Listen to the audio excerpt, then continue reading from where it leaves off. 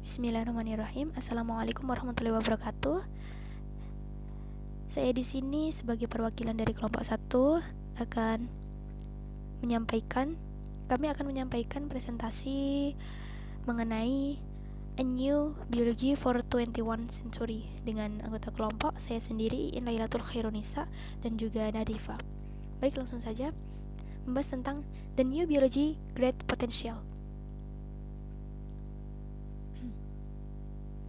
Biologi sekarang berada pada titik perubahan di mana New Biology bisa mengembangkan pemahaman yang lebih baik dan kompleks dari penelitian-penelitian terdahulu. Dengan bantuan dari penelitian terdahulu yang sudah memberikan informasi yang detail mengenai gen, sel, organisme, dan ekosistem, sehingga New Biology bisa menggabungkan pengetahuan-pengetahuan dengan transdisiplin ilmu untuk bekerja sama menjadi sebuah sistem.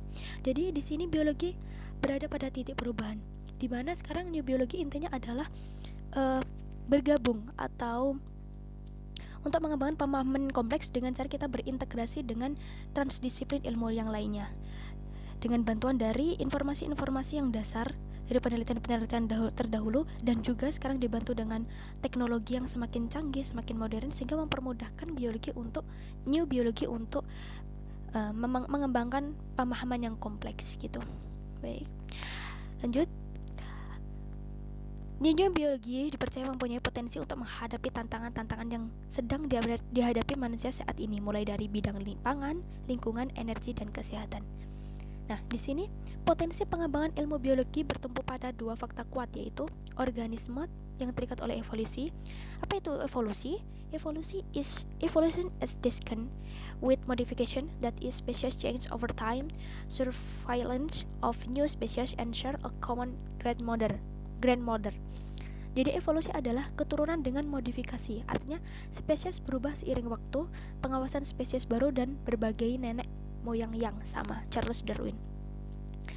Nah, di sini setiap organisme setiap tahunnya, setiap kurun seiring waktu itu, organisme akan mengalami modifikasi. Dengan banyaknya modifikasi ini, kita lanjut nomor 2, proses evolusi telah menghasilkan variasi keanekaragaman makhluk hidup yang begitu banyak. Dengan adanya evolusi ini, variasi keanekaragaman makhluk hidup itu semakin luas, semakin banyak, dan semakin beragam, sehingga mempunyai potensi besar ya untuk pengembangan ilmu biologi. Kita bisa lebih meneliti, kita lebih bisa untuk mau identifikasi seperti itu, sehingga ini merupakan potensi yang besar untuk ilmu biologi. Nah, how to study New Biology? Nah, New Biology berada pada titik di mana bisa memanfaatkan kemajuan teknologi dan kemampuan berkolaborasi dengan ilmu yang lain. Dengan menggunakan internet, misal semua orang bisa mencari informasi biologi, kemudian digabungkan dengan dasar-dasar ilmu lain sehingga menjadi pemahaman yang kompleks. Nah, di sini sangat mudah sekali untuk mempelajari biologi karena kita sekarang sudah di zaman yang canggih dengan teknologi yang sangat modern. Kita bisa mempelajari biologi itu dengan mudah. Semisal menggunakan internet, kita bisa akses dimanapun. Kemudian setelah itu kita mencari informasi-informasi tentang biologi, kemudian kita bisa menggabungkan dengan dasar-dasar ilmu yang lainnya seperti fisika, kimia, dan lain sebagainya, sehingga menjadi pemahaman yang lebih kompleks gitu. Lanjut, how the new biology can address social challenge. Bagaimana New Biology dapat mengatasi permasalahan sosial? Nah, di sini inti dari New Biology adalah reintegrasi dari subdisiplin biologi dan juga lebih besar integrasi dengan ilmu fisika, matematika, rekayasa untuk menjawab pertanyaan yang kompleks. Untuk menjawab pertanyaan atau tantangan dari sosial, itu kita harus berintegrasi, kita harus bergabung, kita harus bekerja sama dengan ilmu fisika, matematika, dan rekayasa lainnya, gitu ya, rekayasa genetika, terus komputasi juga, sehingga kita mencapai pemahaman yang kompleks dan bisa menjawab masalah tantangan global ini. Begitu. Jadi intinya adalah kita harus berintegrasi dengan subdisiplin ilmu yang lainnya. Nah, ini the relationship between biology and other discipline. Ya.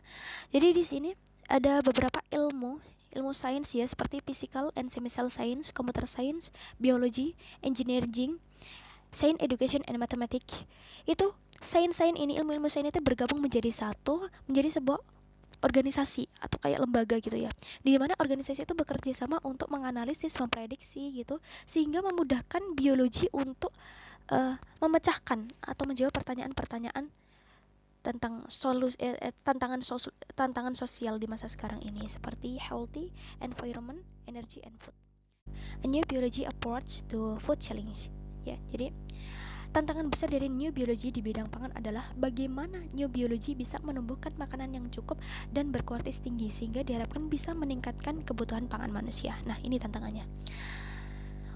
Untuk mencapai tujuan tersebut atau untuk menjawab tantangan tersebut, new biology harus meneliti lebih lanjut apa saja yang bisa mempengaruhi hal tersebut, seperti understanding plant ground, genetically informed breeding, transgenic genetic engineering of crops. Nah, kita bahas satu persatu. Pertumbuhan atau perkembangan merupakan bagian dari instruksi atau perintah genetik yang disimpan ke dalam genom untuk membentuk organisme yang sempurna. Urutan genom memberikan informasi untuk metode pemeliharaan informasi genetika, tapi tidak memberikan informasi untuk memahami bagaimana setiap gen berfungsi untuk pembentukan. Nah, di sini tugas new biologi adalah kita harus memahami bagaimana setiap gen itu berfungsi untuk membentukkan sel-sel pada tubuhan, sehingga setelah kita memahami ini kita bisa mengetahui gen mana yang memberikan kualitas yang buruk pada tumbuhan, sehingga kita bisa melakukan silang ya, melakukan aplikasi dengan tumbuhan lainnya yang memberikan sifat unggul. Nah, seperti itu. Genetically informed breeding. Jadi, prinsip-prinsip pemeliharaan tanaman tradisional yang sangat berhasil menjadi jenis pemeliharaan tanaman yang baru dan dipercepat disebut pemeliharaan yang diinformasikan secara genetik. Nah, di sini metode neobiologi di bidang ini sedang dikembangkan dengan menggunakan sekuensi DNA dengan tujuan bisa mengidentifikasikan perbedaan dari genom varietas induk untuk mengidentifikasikan mana dari orang tua yang terikat dengan sifat tertentu. Jadi teman-teman, di sini sekuensi DNA dari generasi yang unggul atau tumbuhan yang unggul itu disilangkan dengan sekuensi DNA dari tumbuhan yang lainnya, sehingga menghasilkan tumbuhan atau tanaman yang baru, varietas tanaman yang baru, dan dengan harapan tanaman tersebut bisa tumbuh dengan cepat dan menghasilkan panenan yang banyak gitu ya, sehingga kebutuhan pangan yang ada di dunia ini bisa tercukupi. Seperti itu. Nah, yang ketiga adalah transgenic dan genetic engineering of crops. Kemajuan genom tanaman juga akan memungkinkan kita merekayasa tanaman di jalan yang lain dengan menambahkan gen ke DNA tanaman dari spesies selain tanaman-tanaman yang menarik. Kita mungkin dapat memanfaatkan semua dari sekian banyak molekuler mekanisme yang dapat berkontribusi pada hasil panen yang tinggi. Nah, di sini contohnya adalah padi transgenik. Jadi transgenik itu adalah menambahkan gen DNA tanaman dari yang spesies lain yang digabungkan ya dengan DNA dari bakteri, kemudian DNA dari spesies tanaman yang lain setelah digabungkan dengan DNA bakteri kemudian disisipkan ke dalam tumbuhan yang memang difokuskan untuk menghasilkan hasil panen yang tinggi ya, dengan vitamin yang banyak juga ya, vitamin yang tinggi. Contohnya adalah padi transgenik ya. Jadi ada padi transgenik modifikasi dari gen tumbuhan jagung ya. Jadi DNA tumbuhan jagung dan bakteri Erwinia disisipkan. Jadi DNA dari tumbuhan jagung disisipkan ke dalam DNA bakteri Erwinia. Kemudian setelah disisipkan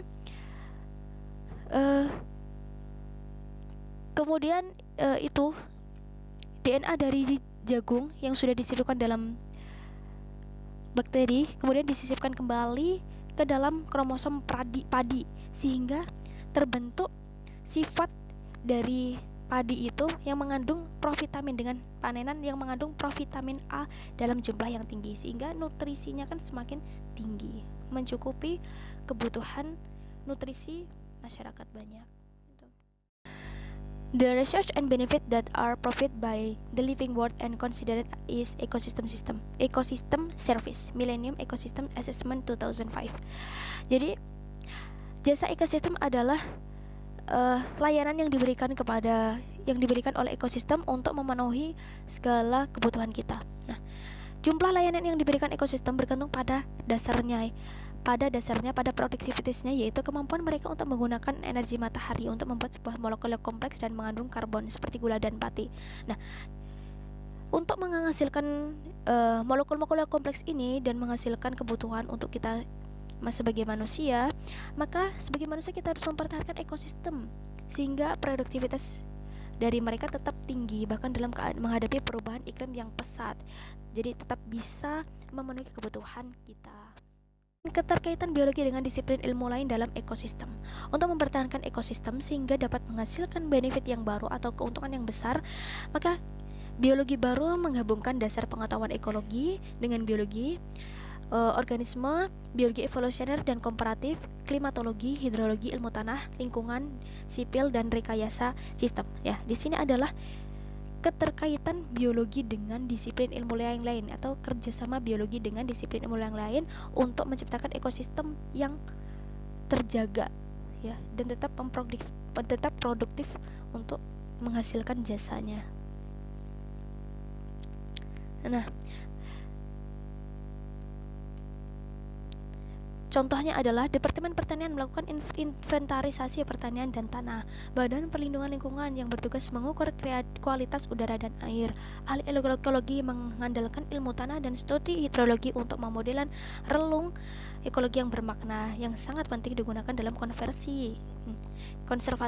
Nah, di sini biologi baru dapat berkontribusi pada pengembangan bidang yang mungkin disebut dengan rekayasa ekosistem dengan kita berdiskusi dengan para ilmuwan-ilmuwan yang lain dari bidang biomedis diselesaikan pada penelitian dan perawatan. Jadi ilmu biologi baru itu harus berdiskusi, harus berintegrasi, harus bergabung bekerja sama dengan disiplin ilmu yang lainnya.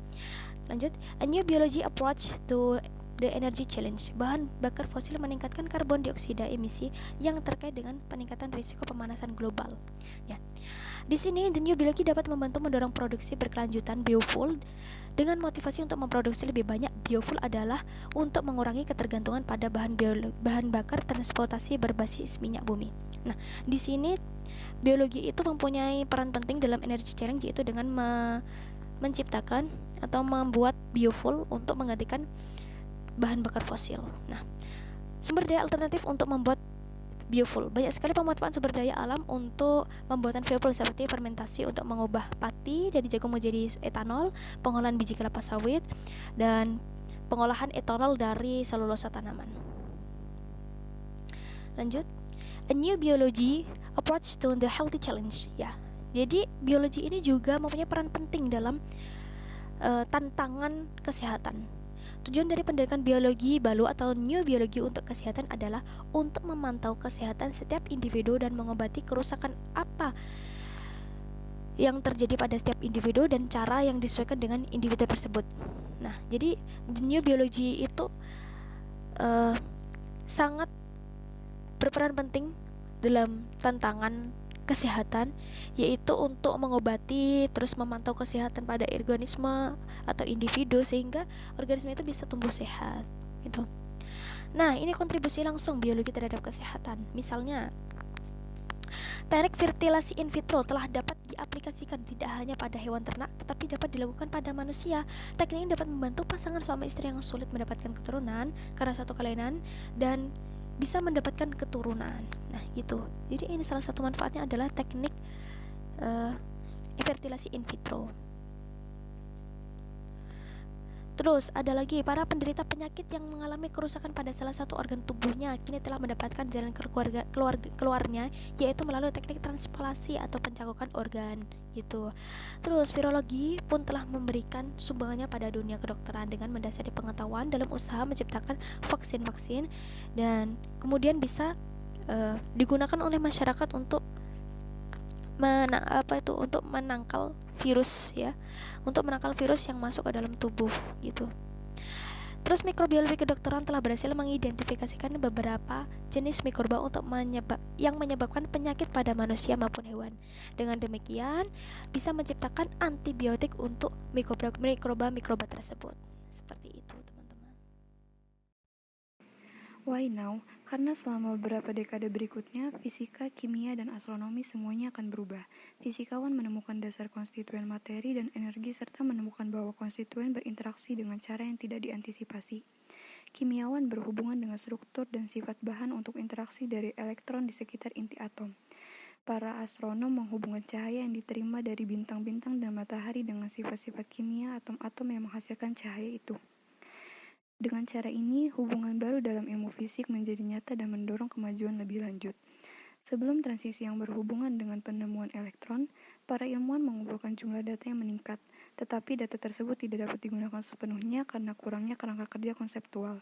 Setelah penemuan itu, data yang dikumpulkan sebelumnya mengambil kegunaan baru. Area penyelidikan yang sama sekali belum muncul, dan penemuan dan aplikasi dipercepat dengan cepat. Penemuan seperti itu adalah jurang yang penting yang mengirim ilmu pengetahuan dan masyarakat ke arah yang baru. Dunia harus siap untuk perubahan, dan alat-alat dan sumber-sumber harus tersedia untuk memanfaatkan kemampuan atau pengetahuan baru. Para ilmuwan percaya bahwa kehidupan sains saat ini berdiri pada titik infleksi. Yang semakin dekat adalah kemungkinan untuk memahami bagaimana semua bagian sistem hidup bekerja sama dalam organisme, biologi, dan ekosistem. Pemahaman ini bisa sangat mempengaruhi masa depan spesies manusia. Hal ini dapat turut menghasilkan cukup makanan bagi penduduk yang bertambah, mencegah dan menyembuhkan penyakit kronis dan akut, memenuhi kebutuhan masa depan akan energi, dan pengelola pelestarian warisan biologis bumi untuk generasi-generasi mendatang. Pendekatan ini terjadi saat kesempatan dalam ilmu kehidupan telah menjadi semakin jelas selama dekade terakhir, dan dalam banyak hal, biologi baru telah mulai muncul. Sudah menjadi hal yang umum untuk mendengar pernyataan bahwa abad ke-21 akan menjadi abad biologi. Apa saja faktor yang telah membawa biologi sampai ke titik ini? Realitas kesamaan inti bahwa biologi, fisika, dan kimia bergantung pada sejumlah kecil prinsip organisasi utama dipertahankan sepanjang evolusi. Bahwa DNA adalah kimia warisan, bahwa sel adalah unit independen terkecil dari kehidupan, bahwa sel dapat diatur menjadi organisme bersel banyak yang kompleks, bahwa semua organisme berfungsi dalam komunitas saling tergantung, dan bahwa sistem foto menangkap radiasi matahari untuk memberikan energi untuk semua proses hidup. Berarti bahwa pengetahuan yang diperoleh tentang satu genom, sel, organisme, komunitas, dan ekosistem berguna untuk memahami banyak orang lain. Seperti yang dikatakan Carl Woese, ahli mikrobiologi dan evolusionis, tugas kita sekarang adalah memadukan kembali biologi, menempatkan kembali organisme ke lingkungannya, menghubungkannya lagi dengan masa lalu yang evolusioner. Tibalah waktunya bagi biologi untuk memasuki dunia non-linear. Kemampuan praktis untuk mencapai visi Woese tersebut sekarang mulai muncul. Para biolog semakin sanggup mengintegrasikan informasi ke banyak organisme, dari berbagai tingkat organisasi seperti sel, organisme, dan populasi, dan tentang seluruh sistem seperti semua gen dalam genom atau semua sel dalam tubuh, untuk memperoleh pemahaman terpadu yang baru yang semakin menyerap kompleksitas yang mencirikan sistem biologi. Contoh produk program biologi tahun 2000.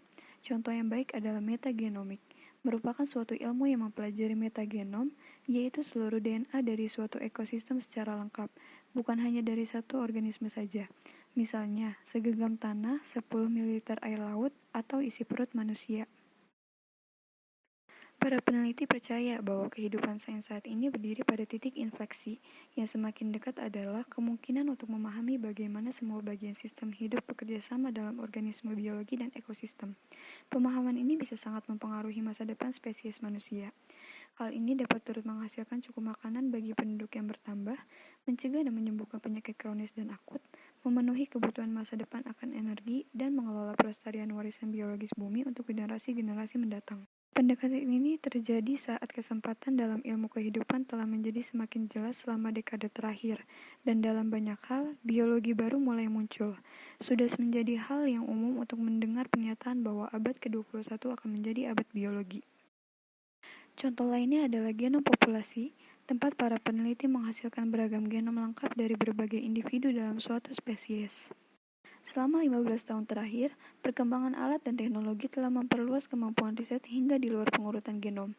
Alat-alat ini mencakup metode untuk mencirikan keberadaan dan jumlah banyak molekul biologi lainnya, termasuk RNA, protein, metabolit, molekul-molekul yang disekresi oleh sel, pola metilasi DNA, dan sebagainya.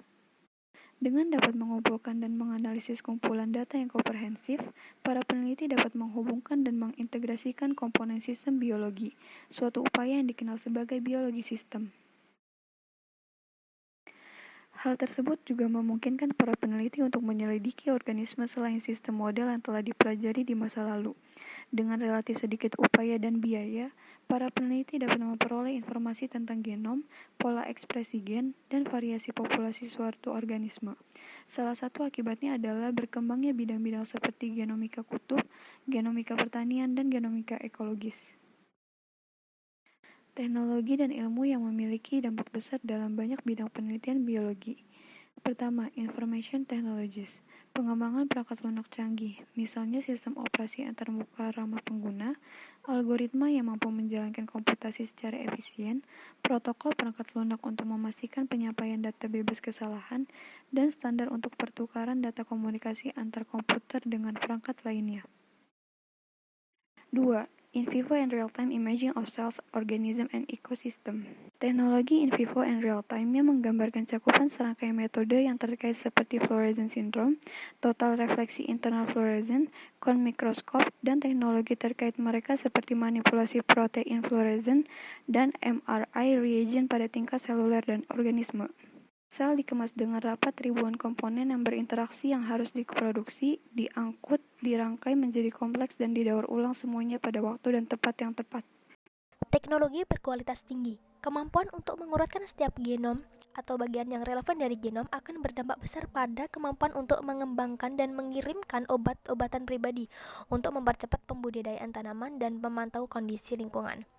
Catatan, protein memainkan peran kunci dalam hampir semua proses sel, mengukur tingkat ekspresi mereka dan modifikasi kimia yang mereka alami sebagai hasil dari perubahan lingkungan sel dan negara-negara berkembang, dan penyakit telah menjadi salah satu tujuan utama biologi dan pengobatan modern.